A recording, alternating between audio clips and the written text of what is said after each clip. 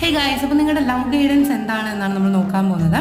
അപ്പോൾ നമുക്ക് കിട്ടിയിരിക്കുന്ന കാർഡിനനുസരിച്ച് എനിക്ക് പറയാനുള്ളത്, നിങ്ങളുടെ റിലേഷൻഷിപ്പിൽ ഇപ്പോഴും ഒത്തിരി സർപ്രൈസസ് ഒളിഞ്ഞു കിടപ്പുണ്ട്, അല്ലെങ്കിൽ നിങ്ങൾ അറിയാത്ത കുറേ വശങ്ങളുണ്ട്.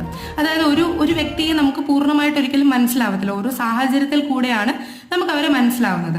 അപ്പം എടുത്തു തുറന്ന് തന്നെ നിങ്ങളുടേതായിട്ടുള്ള ഫിസിക്കലായിട്ടുള്ള കാര്യങ്ങളോ അല്ലെങ്കിൽ ഫ്യൂച്ചറിലെ കാര്യങ്ങളോ നിങ്ങൾ ഡിസ്കസ് ചെയ്യുന്നതിന് പകരം അവരെക്കുറിച്ച് നിങ്ങൾ മനസ്സിലാക്കുക. അവരുടെ ഉള്ളിലുള്ള ഓരോ സ്വഭാവങ്ങളും നിങ്ങൾക്ക് സർപ്രൈസ് പോലെയാണ് അല്ലേ, ഓരോ സാഹചര്യത്തിൽ തുറന്നു വരികയുള്ളൂ. അപ്പം അങ്ങനെയുള്ള സാഹചര്യങ്ങളിലൂടെ കടന്നുപോയി നിങ്ങൾക്ക് ആ ഒരു പേഴ്സണെ പൂർണ്ണമായും അവരുടെ തെറ്റേത് ശരിയേതെന്ന് മനസ്സിലാക്കി അക്സെപ്റ്റ് ചെയ്യാൻ പറ്റും. ആ പേഴ്സൺ പൂർണ്ണമായും നിങ്ങളുടെ കംഫർട്ട് സോണിലാണ് എന്ന് മനസ്സിലായതിനു ശേഷം നിങ്ങളുടെ വിഷൻ നിങ്ങൾ പങ്കുവയ്ക്കുക എന്നതാണ് ഇതിനകത്ത് പറയുന്നത്.